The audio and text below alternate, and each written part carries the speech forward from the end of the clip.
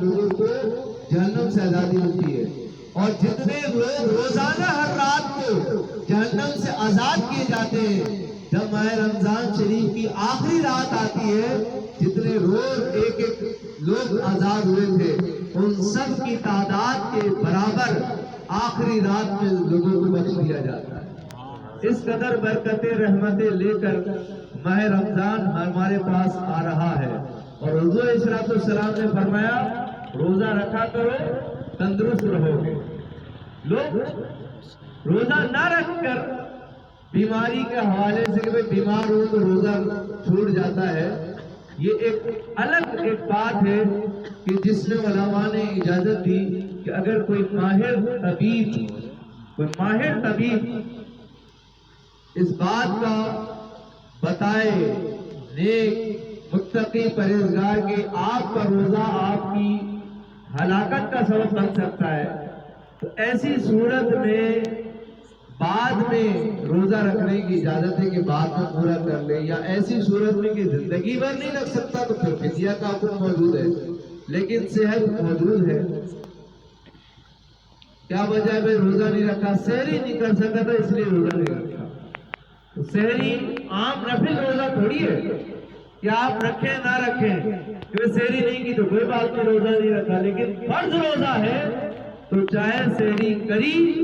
یا سحری نہ کری، فرض روزہ کسی حالت میں چھوڑ نہیں سکتے۔ ماہ رمضان کے سارے روزے رکھیں، ایک روزہ چھوڑنا حدیث پاک کا حکم ہے، اور یہ چاہے کہ پوری زندگی اس میں قضا کر لے، وہ ایک روزے کا ثواب جو ماہ رمضان کی برکتوں کا تھا وہ اس کو پا نہیں سکتا ہے۔ ماہ رمضان کی اتنی زیادہ برکتیں ہیں۔ ماہ رمضان شریف کے حوالے سے حضور صلی اللہ علیہ وسلم نے فرمایا کہ انس روایت فرماتے ہیں کہ روزہ گوشت کو سمیٹتا ہے اور دوزخ کی گرمی کو دور کرتا ہے، دوزخ کی گرمی دور ہوتی ہے، اور بے شک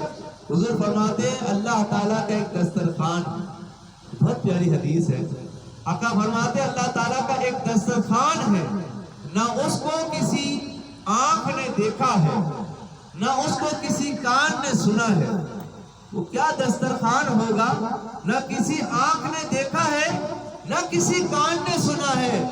آقا فرماتے ہیں اس دسترخوان سے روزہ دار ہی بیٹھ کر کھائیں گے۔ اس دسترخوان پر بیٹھنا، اس دسترخوان پر کھانا روزہ رکھنے والوں کو نصیب ہوگا۔ خوش نصیب ہے روزے دار کہ جو ماہ رمضان شریف کی تیاری کے لیے عزم کر کے بیٹھے ہوئے ہیں۔ ایک روزہ بھی ہم نے نہیں چھوڑنا ہے، ہم نے ماہ رمضان کا ہر روزہ لازمی لازمی لازمی رکھنا ہے، اور بالخصوص جو بالغ ہیں اور بالغ سے اوپر بڑھاپے تک کے لوگ ہیں، ہر روزے کو لازمی لازمی رکھنے کی کوشش کریں۔ ایک حدیث پاک میں آتا ہے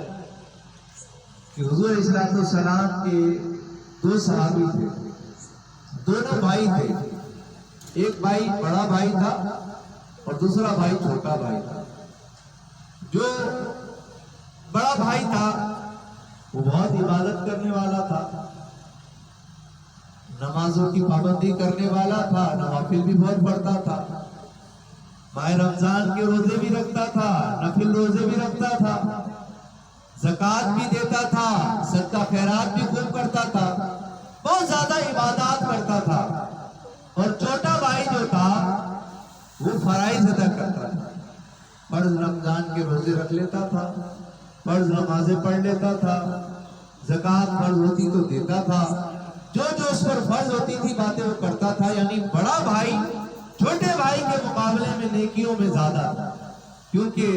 اس کے پاس فرائض کے ساتھ ساتھ نوافل بھی ہوتے۔ دونوں بھائیوں کا انتقال ہو گیا، تو انتقال کے بعد ایک صحابی رسول صلی اللہ علیہ وسلم نے دیکھا، کیا دیکھا کہ جو چھوٹا بھائی ہے جو صرف فرائض ادا کرتا تھا، اپنے بڑے بھائی کے مقابلے میں جنت کے اندر ایک درجہ بلند مقام پر، ایک درجہ جنت میں بلند مقام پر ہے۔ صحابی نے خواب میں دیکھ کر بڑا حیران ہوا کہ دنیا میں تو ہم نے دیکھا تھا کہ بڑا بھائی تو بڑی عبادت کرتا تھا، فرائض کے ساتھ نوافل، ذکر اذکار، اس کی بہت عبادت تھی، بھائی صرف فرض ادا کرتا تھا، لیکن چھوٹا بھائی بڑے بھائی کے مقابلے میں جنت میں ایک درجہ آگے ہے۔ جب صبح ہوئی تو یہ صحابی حضور علیہ الصلوۃ والسلام کی بارگاہ میں حاضر ہوئے،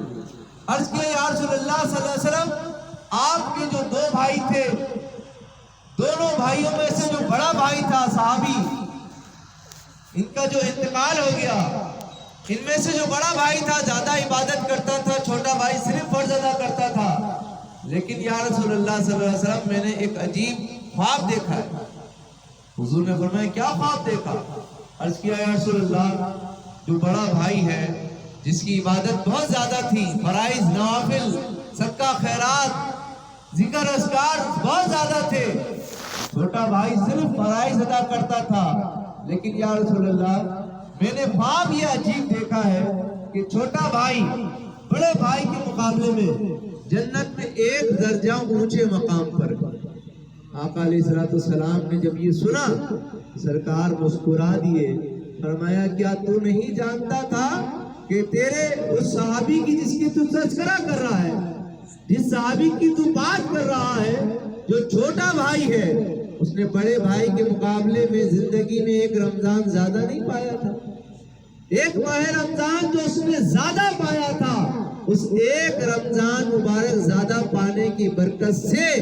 اللہ تعالیٰ نے چھوٹے بھائی کو بڑے بھائی کے مقابلے میں جنت میں اونچا مقام عطا فرمایا۔ اس قدر برکت ماہ رمضان کی ہے۔ حدیث پاک میں آتا ہے نبی کریم صلی اللہ علیہ وسلم ممبر شریف پر تشریف لے جا رہے ہیں، پہلے ممبر پر آپ نے قدم